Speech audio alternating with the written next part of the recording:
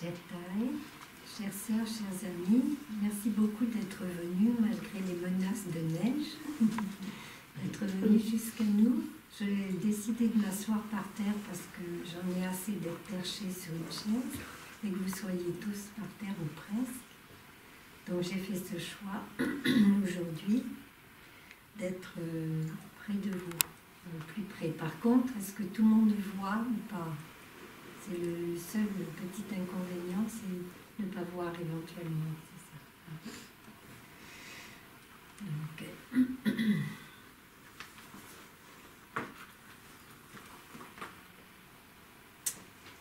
chère Taille, chères sœurs, chers amis, nous sommes le 3 décembre de l'an 2023. Nous sommes à la Maison de l'Inspire, à Villeneuve-sur-Bélot, pendant la retraite d'hiver. Et aujourd'hui, nous allons aborder le lâcher-prise de ce que l'on croit être le bonheur, et qui, en fin de compte, pose beaucoup de problèmes.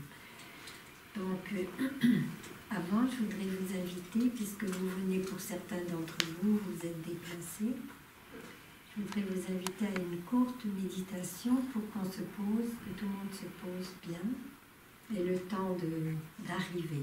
Est-ce que vous m'entendez suffisamment? Vous voulez que j'utilise le haut-parleur? Je vais faire un essai, vous me direz. Parce que les sœurs préparent toujours tout ce qu'il faut. Est-ce que c'est mieux comme ça? C'est plus clair pour vous? C'est plus clair? Sœur Yanni, c'est mieux? D'accord, merci. Donc, on prend une belle position. On va faire une courte méditation guidée, si vous voulez bien. Je n'ai pas besoin de cloche pour ça. J'inspire et je sais que j'inspire. J'expire et je sais que j'expire. J'inspire, j'expire.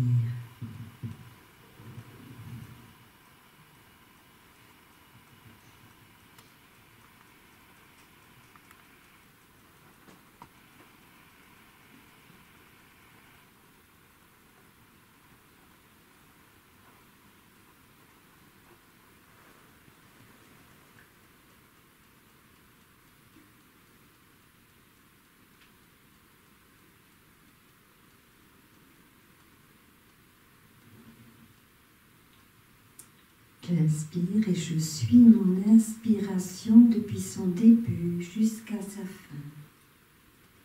J'expire et je suis mon expiration de son début jusqu'à sa fin. Suivre totalement l'inspiration, suivre totalement l'expiration.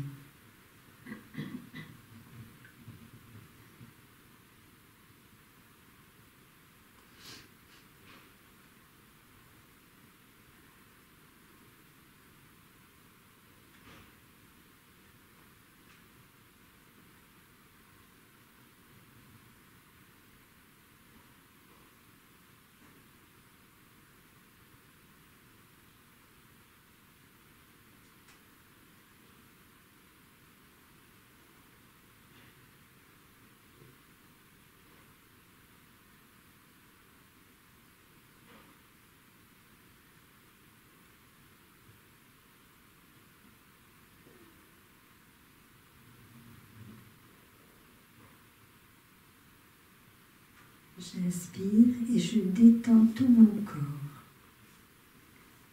J'expire et je détends tout mon corps.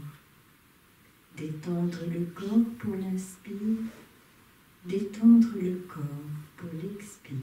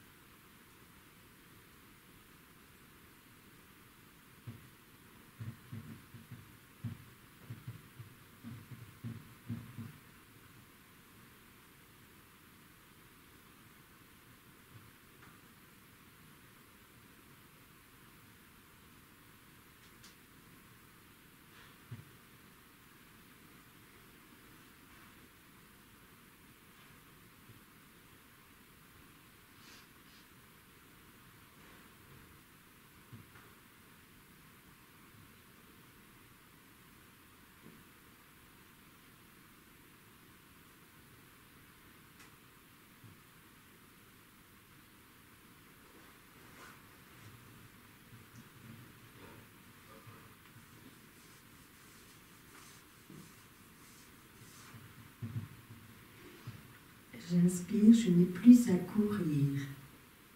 J'expire, je suis arrivée où je voulais être, à la maison de l'inspire. Pour l'inspiration, ne plus courir. Pour l'expiration, je suis arrivée.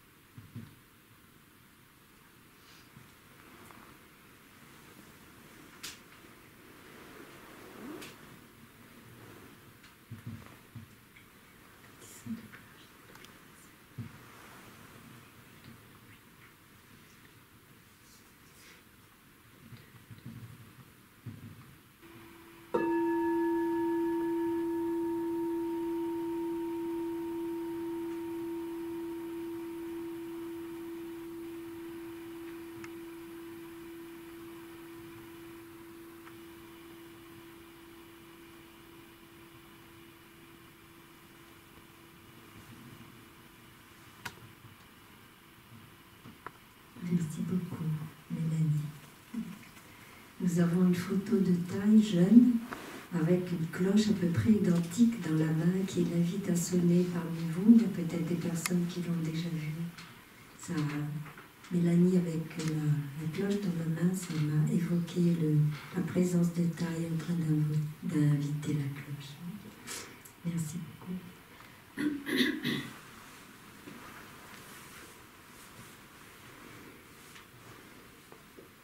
Nous avons une décoration très belle. Je ne sais pas si elle est inscrite déjà dans l'enregistrement, mais elle est très belle. Elle évoque l'automne, bien sûr.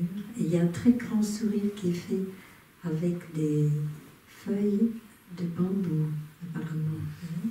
Feuilles de bambou ou quelque chose comme ça, peut-être pas. Non, des feuilles de saulepleureur, ça va être ça. Et puis beaucoup de petites bougies. Ça éveille en moi cette beauté, ça éveille en moi la gratitude infinie que j'ai pour mes sœurs et pour mes frères, qui ont l'art de rendre beau tout ce qu'ils touchent. Elles ont l'art de mettre en valeur des feuilles d'automne, avec leurs couleurs, aussi bien neutres que très belles, pour nous rappeler que nous sommes dans une période où les feuilles ont tendance à tomber par terre et que nous sommes en contact avec l'impermanence. L'impermanence, c'est quelque chose de vraiment très important dans notre vie. À longueur de journée, nous sommes en contact avec cette impermanence.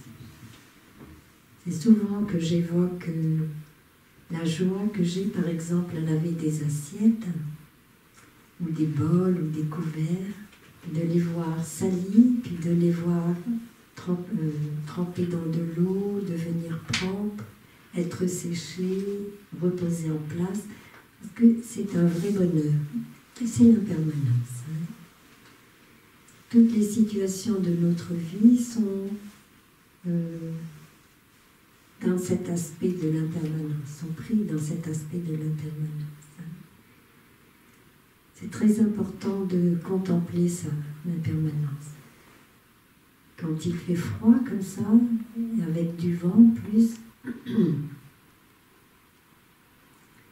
pour les personnes qui aiment l'hiver, c'est une chose merveilleuse. Pour les personnes qui sont habituées au pays chaud, à la chaleur très délicieuse de leur pays, c'est beaucoup plus difficile.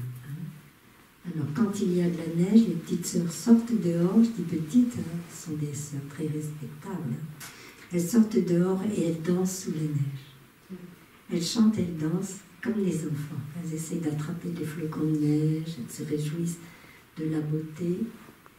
Et donc, à l'intérieur de situations qui, pour certaines personnes, sont difficiles, il peut y avoir de la beauté. J'avais l'intention aujourd'hui donc de vous parler de cette impermanence dans nos vies. Hein. Il y a les 5 remémorations que le Bouddha nous invite à contempler normalement tous les jours. Et ces 5 contemplations sont une remémoration aussi, sont une merveille. Alors on garde notre belle position, on respire avec ces remémorations, ces contemplations sur cette impermanence. Hein. Il est dans ma nature de vieillir, c'est certain. Quoi que je fasse, je ne peux éviter de vieillir.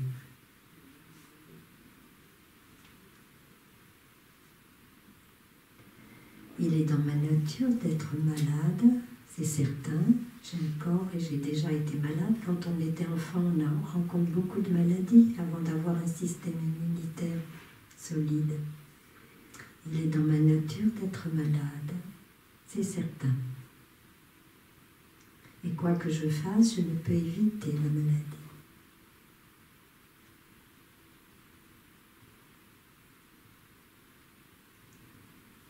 Il est dans ma nature de mourir, c'est certain. Et quoi que je fasse, je ne peux échapper au fait de mourir.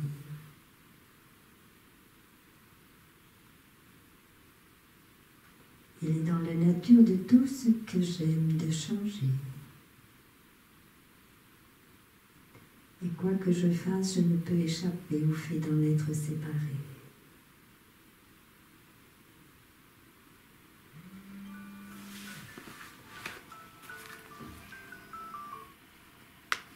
La seule chose que j'emporterai lorsque je partirai sont les résultats de mes pensées, de mes paroles et de mes actions. C'est le sol sur lequel je me tiens.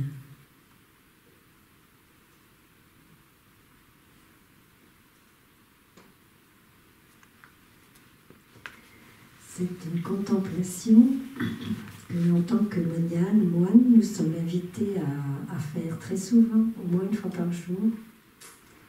Et quand nous avons la chance d'avoir notre sœur Yanim, elle n'hésite jamais à nous chanter un chant qui nous rappelle justement que le temps passe vite. Alors, comme je vous parlais de l'automne, je vous parlais aussi de cette impermanence et de la beauté qu'il y a dans l'impermanence. S'il n'y avait pas d'impermanence, nos enfants ne grandiraient jamais. Les graines resteraient sous forme de graines, nous n'aurions pas à manger pendant longtemps. Et nous garderions toujours le même temps. Par exemple, si ça s'arrêtait maintenant, on resterait comme ça dans le froid, jour et nuit. Donc l'impermanence est un trésor. L'impermanence est un trésor. c'est bien de la contempler. Souvent, dans les méditations guidées, je propose aux personnes qui les écoutent et qui les pratiquent avec moi de contempler les saisons, les unes après les autres. On commence en général par le printemps et nous regardons la splendeur des fleurs, les bourgeons qui éclosent, les oiseaux qui se mettent en route pour créer des couples et donner naissance à des bébés qui vont les remplacer bientôt sur cette planète. On peut regarder vraiment cette merveille. Après, nous contemplons la disparition du printemps au profit de l'été. Et nous pouvons voir mûrir les fruits que nous avons vus sous forme de fleurs, ou bien pendant le printemps, ou sous forme de bourgeons pendant l'hiver. On peut les voir se dévoiler. On peut se voir en train de manger des fraises, des cerises, de belles choses, de belles bonnes choses. Puis nous contemplons l'automne, avec sa splendeur des feuilles d'automne. Il y a des arbres qui sont si beaux en automne qu'on croirait qu'ils sont en fleurs.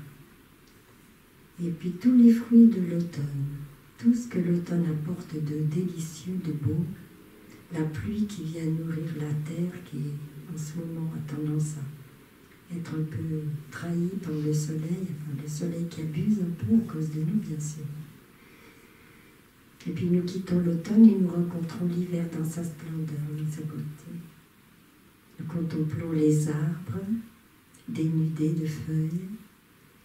Nous contemplons le sol couvert de cette parure de feuilles, le sol.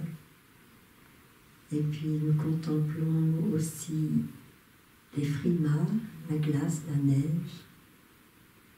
On peut regarder le monde différemment, on peut le voir s'habiller de beauté. Les arbres révèlent ce qu'ils sont dans leur véritable forme. Un as de pique pour un tilleul, par exemple. C'est très joli. Et si nous regardons bien, si nous comparons avec les feuilles qu'on regarde au sol, on peut voir que eux aussi, les feuilles aussi ont comme un petit squelette lorsque la chair de la feuille disparaît. Mais nous savons très bien, en regardant l'arbre en hiver, qu'il porte déjà le prochain printemps. Et que chaque bourgeon rond va donner naissance à des fleurs, et que chaque bourgeon pointu va donner naissance à des feuilles. Et que tout est déjà là, qu'il n'y a pas de naissance et qu'il n'y a pas de mort, tout est déjà là. Et dans les feuilles qui tombent par terre, elles ont l'air d'être mortes, mais en fait, ce sont elles qui vont nourrir l'arbre, qui vont protéger les petits animaux, qui vont les nourrir. L'autre jour, il y avait un pétale de fleur par terre qui était un peu abîmé.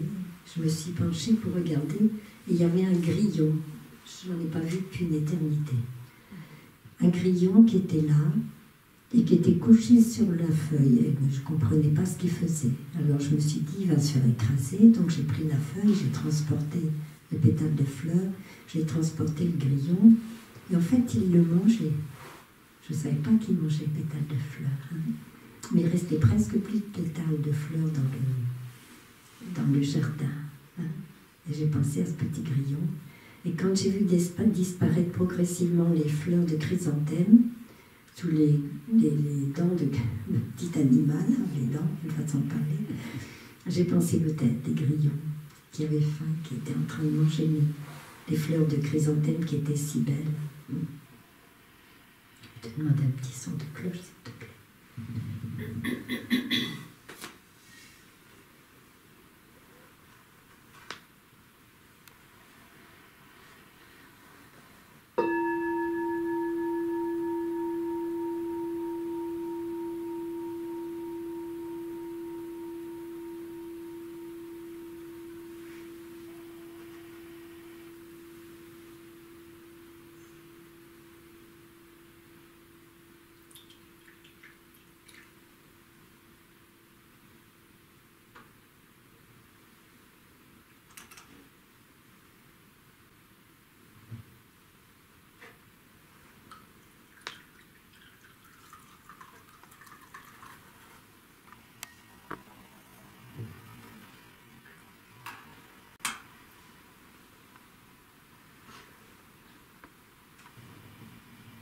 Vous avez entendu chanter l'eau?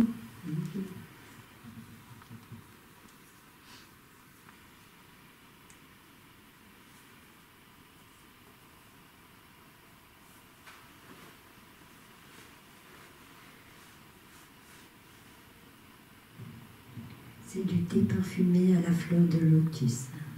Je le bois à votre santé.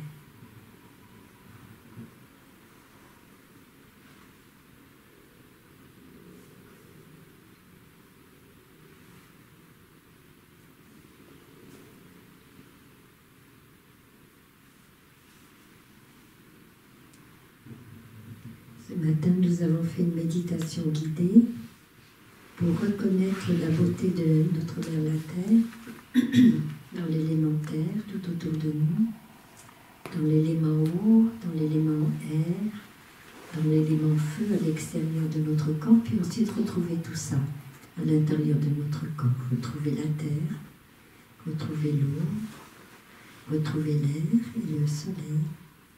Et en ce moment, en buvant, je suis en contact avec tous ces éléments à l'intérieur de l'eau.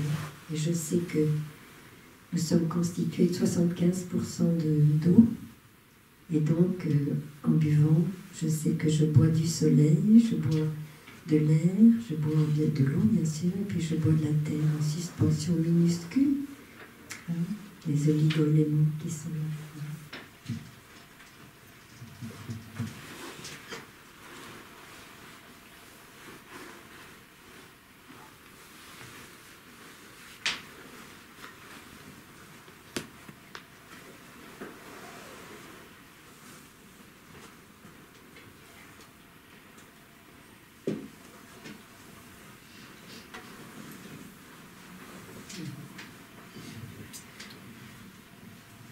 Merci d'être là, hein? Un peu plus nombreux encore.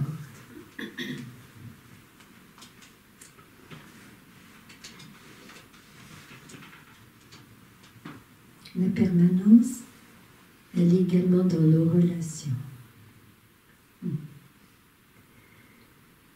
La permanence, elle fait vraiment partie de tout. Elle est là dans nos relations. Et dans nos relations, quelquefois, nous traversons les saisons, vous savez. On croit que les saisons sont à l'extérieur, mais bien sûr, c'est pas vrai. Nous avons la possibilité de regarder nos relations avec nous-mêmes, pour commencer, et voir l'impermanence dans laquelle nous sommes avec nos relations, avec nous-mêmes.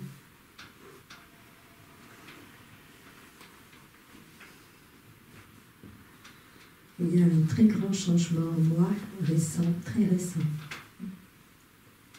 Quelque chose que j'espérais pouvoir arriver à toucher depuis des années. Il ne faut pas être pressé.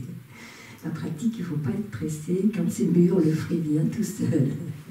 Et on croit qu'on a fait quelque chose. L'autre jour, mon enfant intérieur était très en colère contre moi. Elle manifestait clairement qu'elle était très en colère contre moi. J'ai raconté un tout petit peu, j'étais donc dans un état de réaction interne. Hein. Ça ne se voyait pas à l'extérieur, personne n'a vu. Mais la petite, quand j'ai monté les escaliers, la petite fille tapait des pieds. Bien sûr, ça ne se voyait pas, moi je ne tapais pas des pieds, je ne peux pas faire ça. Ce serait pas sérieux, quoi. Mais la petite fille tapait des pieds très fort, elle était vraiment, vraiment en colère. Et quand je suis arrivée dans la salle de méditation, elle m'a dit « Tu ne prends pas soin de moi. Tu ne sais pas prendre soin de moi. » Et là, j'étais scotchée, comme disent les jeunes. Ça se dit encore? Parce que des fois, j'ai gardé des mots de jeunes. Ils sont plus adaptés. Ça se dit? Non, moi, hein. Alors, que dit-on maintenant? Moi, je suis pas jeune. On n'est pas jeunes. Les jeunes. Qu'emploie-t-on comme mot? Allez, si ça se peut se dire, si c'est pas choquant. Je sais pas. Bon, allez, on va garder scotché. Et là, je me suis arrêtée, je me suis dit, parce que souvent, quand je pratique avec l'enfant intérieur, j'ai toujours un peu crainte que ce soit mon imaginaire. Hein. Vous savez, on se raconte des histoires, c'est ça? Et je pensais, je me raconte des histoires, mais là, c'était pas des histoires. C'était cette énergie-là qui s'est manifestée avec énormément de colère. Et depuis, chaque fois que j'ai une pensée vis-à-vis de moi qui n'est pas juste, qui n'est pas droite, qui n'est pas gentille, je me fais remettre en place, je peux vous dire, c'est pas agréable du tout. Et c'est vrai. Notre maître m'avait dit, s'il vous plaît, vivez avec votre enfant intérieur 24 heures sur 24. Donc, quand j'ai considéré que j'étais suffisamment guérie, j'ai laissé cette petite fille tranquille, et puis je me suis occupée d'autre chose. Mais sa présence est très intense en ce moment et m'interdit absolument toute attitude négative vis-à-vis de moi. Même un début de pensée qui pourrait tourner à quelque chose de pas bien, je me fais remettre en place instantanément. Et je me prends dans les bras et je me demande pardon. Donc je vous invite à voir que l'impermanence, elle est dans tout. Elle est aussi dans notre progression spirituelle. Elle est très importante. Parce que si nous nous appuyons sur l'impermanence, nous ne perdrons pas notre espérance. Elle est basée sur la transformation, cette espérance. Donc voilà, c'est un très grand pas spirituel que j'ai fait. Je vous le dis, mais ce n'est pas de ma faute, c'est la petite qui a fait tout ce qu'il fallait pour que ça se change comme ça. Je ne m'y attendais pas. Donc depuis ce moment-là, je ne m'autorise, enfin je ne peux pas dire que je ne m'autorise plus parce que j'ai l'impression que ce n'est pas moi, enfin que c'est moi, mais une partie de moi que je ne gère pas, dont je ne suis pas maîtresse et qui m'oblige à devenir ce que j'ai rêvé d'être. C'est-à-dire quelqu'un qui cessait d'être, de se sous-estimer, de se regarder avec un regard comme quoi on n'est pas grand-chose. Donc c'est en train de se transformer. Alors je vous dis ça, pas pour être applaudi, pour vous encourager. N'hésitez pas à demander à cet enfant intérieur de vous guider et qui va prendre tout doucement soin de vous et vous amener dans une direction très belle.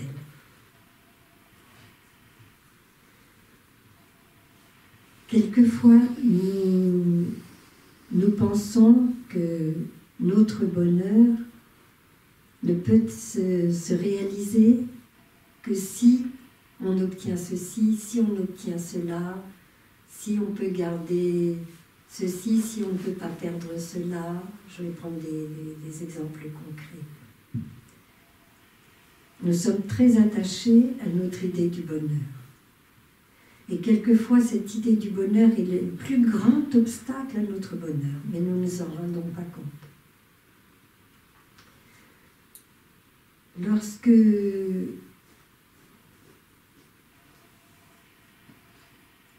nous sommes pris dans ce genre de souffrance,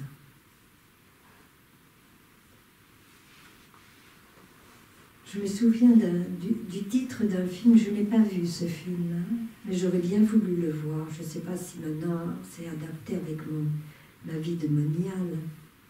C'était l'histoire de la fille de Victor Hugo, Adèle, qui était amoureuse de quelqu'un, c'est ça, hein, et qui a poursuivi cet homme à travers le monde entier pour essayer d'être aimée de lui, sans succès. C'est-à-dire, elle est passée complètement à côté de sa vie, de ce qu'elle aurait pu vivre de joyeux, de beau, par cet amour qu'elle avait pour cette personne et qui n'était visiblement pas réciproque ou impossible. Quelquefois, ça peut être un métier auquel on rêve ou dont les parents nous ont fait part de leurs rêves en nous disant « ça serait magnifique que tu sois architecte, que tu sois médecin, que tu sois... » Et je connais beaucoup de personnes qui ont choisi leur métier en fonction des conseils de quelqu'un d'autre et qui, à un certain âge, même un jeune âge, se trouvent confrontés à leurs propres besoins, à leurs propres désirs. Et qui sont déchirés entre tout le temps qu'ils ont passé à croire que c'était leur bonheur, parce qu'on leur avait dit que c'était leur bonheur, et puis la réalité dans laquelle ils se trouvaient. Dans les relations avec nos enfants, en tant que parents, nous avons des enfants qui grandissent, qui prennent leurs ailes, et nous croyons que notre bonheur serait de pouvoir les avoir encore à côté de nous. Ça arrive. Ça arrive. C'est assez fréquent. Mais bien sûr, les enfants sont faits pour voler, s'envoler du nid, et puis construire leur propre nid ou leur propre destin, hein, loin de nous. Et c'est tant mieux, parce que comme ça, ils peuvent vivre la vie qu'ils ont choisi de vivre, même si parfois, cette vie ne leur apporte pas toujours ce dont ils ont rêvé, hein, mais c'est une bonne expérience. C'est une chose importante. C'est encore l'impermanence dans notre vie. Quelquefois, nous avons des relations amicales et nous y tenons beaucoup, mais au fur et à mesure du temps, les personnes changeantes, puisque c'est la règle de la vie de changer, les visions se différencient et on perd le contact qu'on avait avant, qu'on aimerait bien conserver avec les personnes que nous aimons, et nous nous retrouvons dans une impasse de souffrance.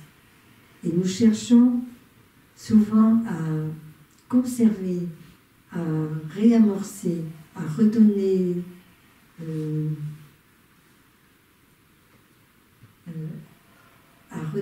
à essayer de récupérer ce qui était avant.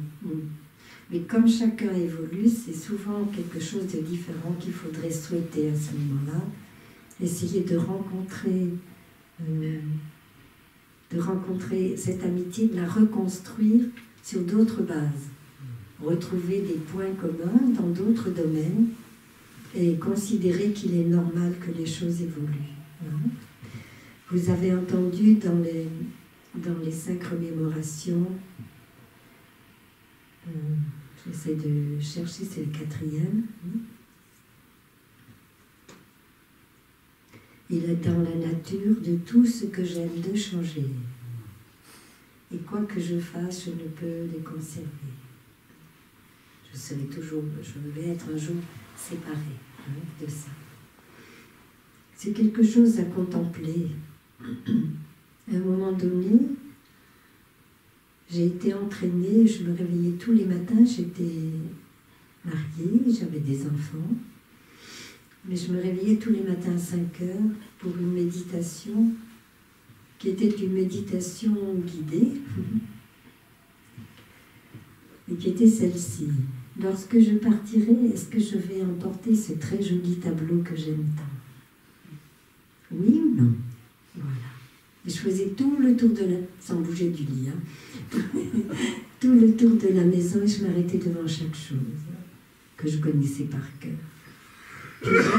Et puis après, je me retournais vers mon bien-aimé qui dormait. J'étais mariée à ce moment-là. Il n'est plus dans ma vie maintenant. Il joue au cache-cache. Je me tournais vers lui et je regardais mon mari dormir et je pensais, est-ce que quand je vais partir, je l'emmènerai avec moi? Oui ou non? Après, dans mon esprit, j'allais dans la chambre de mes petits et je les regardais l'un et l'autre et puis je me disais, et quand je partirai, est-ce que je vais l'emmener? Est-ce que j'emmènerai cet enfant avec moi? Puis je faisais pareil avec mes sœurs, mes frères. Pendant des mois, j'ai fait ça. J'ai fait ça pendant des mois. J'ai essayé de rencontrer cette vérité profonde, que tout est impermanent et que quoi que je fasse, eh bien, je ne pourrais pas empêcher cette impermanence d'être. et que ce sera peut-être eux qui joueront à cache-cache avant moi. Et en fait, ça m'a énormément préparé à notre séparation, que je n'attendais pas du tout, et à au fait de tout laisser derrière moi, de devenir moniale. J'étais prête. J'ai vraiment fait un travail. J'ai bien dit guider, hein. Mais pendant des mois, j'ai regardé ça en profondeur pour voir rencontrer cette réalité.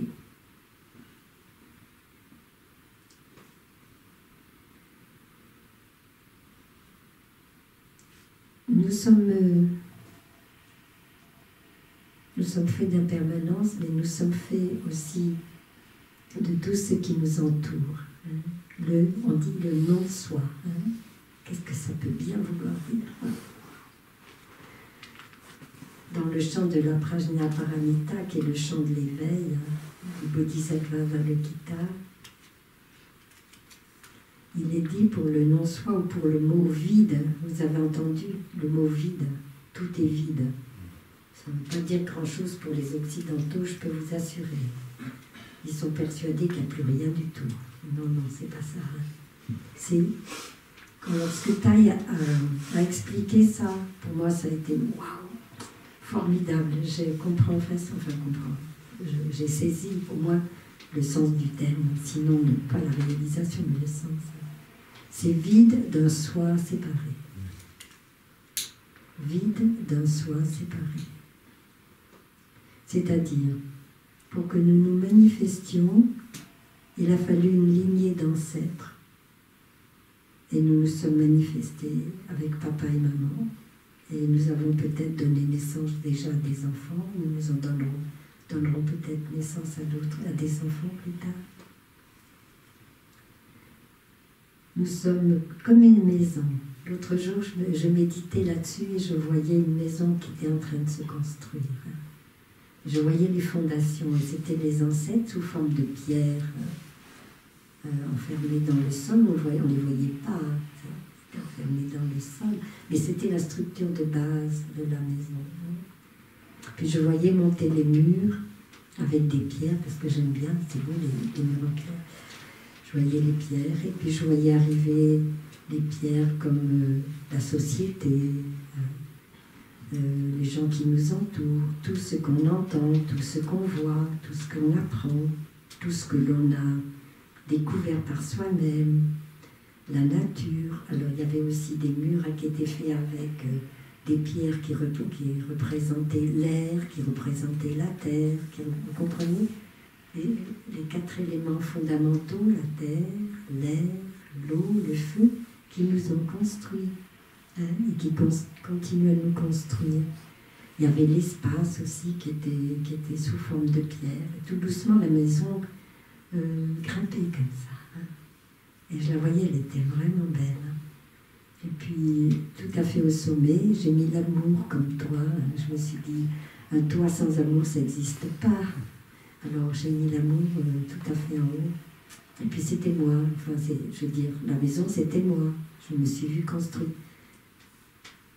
Et j'ai dit, où est le soi à l'intérieur? Et j'ai cherché le soi.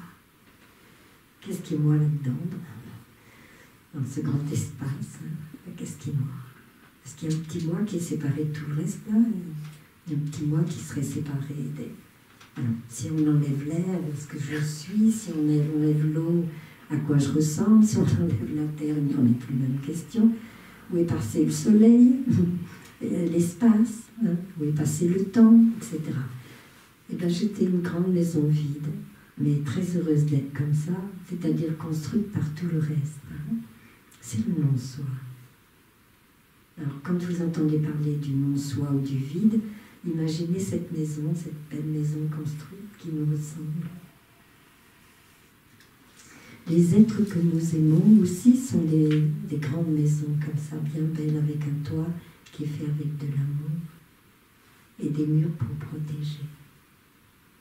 Des murs pleins de joie et d'amour pour protéger toutes les personnes qui rentrent dans la maison.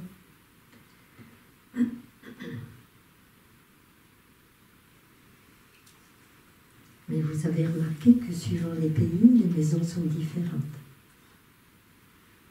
et que nous sommes tous des personnes qui nous ressemblons, c'est-à-dire nous avons une tête, deux bras, des mains, un tronc, deux jambes, des pieds, des yeux, un nez, une bouche, des oreilles, des cheveux, pour ceux qui en ont encore. Et c'est joyeux. Mais dans la réalité, nous sommes différents. Et c'est cette différence qui fait notre force lorsque ces différences sont unies. Et lorsque ces différences sont unies, alors on peut se comprendre, on peut s'entendre, on peut s'aimer. Si nous nous appuyons seulement sur la différence, il y aura beaucoup de souffrance au milieu de nos relations. Nous vivons ensemble avec des civilisations différentes. Là, il y a beaucoup de personnes occidentales, mais je vis dans un monde aussi occidental et asiatique, et c'est très beau. Chaque personne transporte la beauté de son peuple. Chaque personne transporte la beauté et la sagesse de son peuple, de l'éducation qu'elle a reçue. Sa richesse incommensurable qui fait que Thaï nous unit et veut que notre communauté soit une communauté internationale. Et c'est ces différences qui sont souvent difficiles, au moins au début, sont une grande richesse et nous permettent de grandir, de cesser de croire que nous détenons une vérité quelconque. Et je peux dire que maintenant que je vis depuis 26 ans au village des Pruniers, ici, j'ai donc passé beaucoup de temps de ma vie dans un pays étranger, multinational. Et j'ai beaucoup appris. Je suis née au Maroc, donc j'avais déjà appris ce que c'était que vivre dans un pays étranger et de rencontrer la beauté de nos amis marocains qui m'avaient accueillis sur leur terre quand je suis née. Nous avions des amies marocaines et elles sont venues nous voir quand je suis née, puis plus tard elles venaient régulièrement à la maison. Et elles m'ont appris à danser, à chanter. Devais avoir 10 mois, quelque chose comme ça. Voilà. Elles me mettaient sur la table, elles me tenaient par les mains, et puis elles tapaient dans leurs mains, enfin, celles qui me tenaient ne tapaient pas dans leurs mains. Elles tapaient dans leurs mains en chantant. J'ai appris à danser, à chanter, toute petite grâce à elles. Et souvent dans les enseignements, je peux reconnaître très bien mes graines marocaines. Très facilement, je peux le voir apparaître, cette joie de vivre qui est la leur. Si tu veux inviter.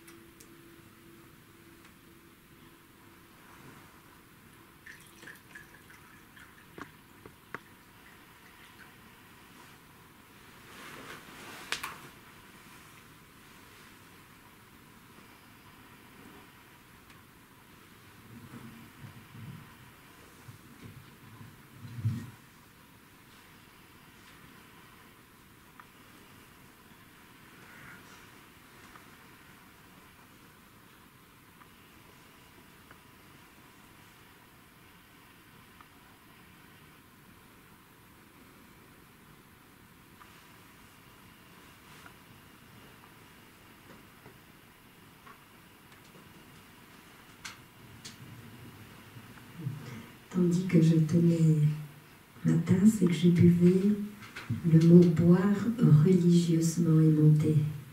Parce qu'il y avait un tel respect pour la tasse, un tel respect pour l'eau, pour le thé, que je comprenais le mot boire religieusement. Jusqu'à présent, je n'avais jamais eu cette version-là dans ma tête. Donc nous sommes construits par tout le reste. Il n'y a pas de soi séparé. On ne peut pas trouver un soi séparé. Nous ressemblons à nos ancêtres. Nous avons beaucoup, et nos ancêtres culturels aussi, nous avons beaucoup de pensées, de paroles et d'actions qui leur ressemblent. Notre façon d'envisager la vie, etc., ressemble beaucoup à ce que nous avons reçu quand nous étions enfants. Il y a des choses auxquelles nous nous attachons, et si nous pratiquons les exercices de la respiration consciente, il arrive un moment où il est dit « conscient de la nature de toute chose qui ne mérite ni désir ni attachement ». Ça fait partie des 4 derniers, c'est le deuxième des 4 derniers. Comment peut-on développer sa vision profonde sur ce thème-là ?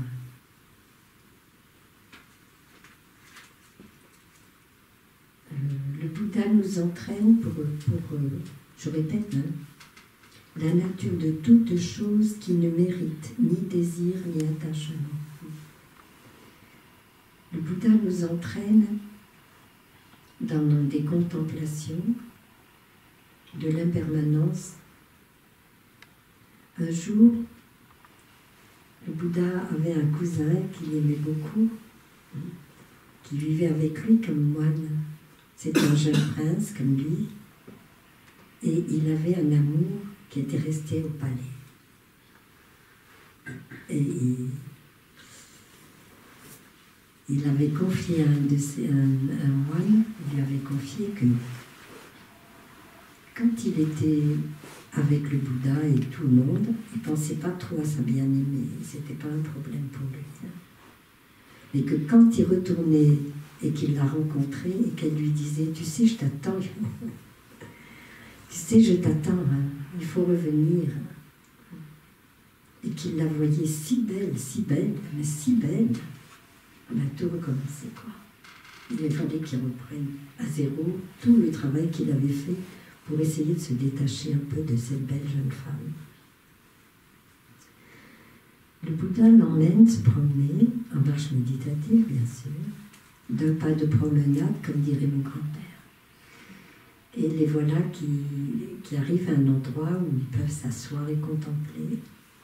Il y avait un pont, et sur ce pont, il y a une très vieille dame qui marche, qui se tient sur une canne, et probablement s'il y a un parapet, ça s'appelle comme ça, je crois.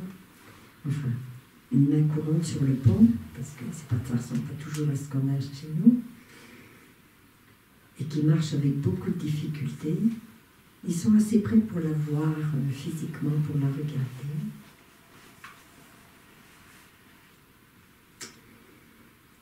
Et le Bouddha se tourne vers son cousin et puis il lui dit « Tu vois cette femme,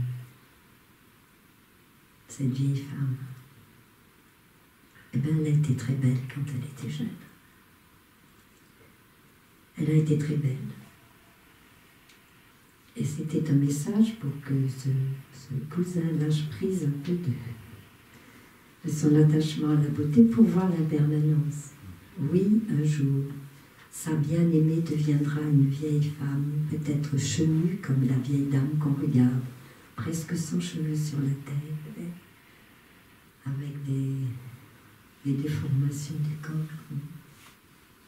Puis ça ne suffisait pas probablement, parce qu'elle était encore trop belle. Et il demande à « Oh, regarde, regarde ». Alors je le fais très vivant, mais c'est marqué que le Bouddha demande à son neveu, à son cousin de regarder. Il y a un couple de singes. qui est en train de jouer dans les arbres. Il dit, tu vois cette guenon comme elle est belle?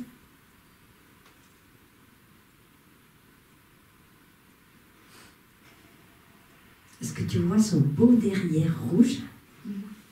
C'est écrit dans le texte. Tu ne la trouves pas belle? Et le cousin est pas très chaud. Hein? Il lui dit, tu vois pourtant, regarde le mâle qui est à côté. Si quelqu'un touchait à sa femelle, il donnerait sa vie, il se battrait à mort pour pouvoir la protéger.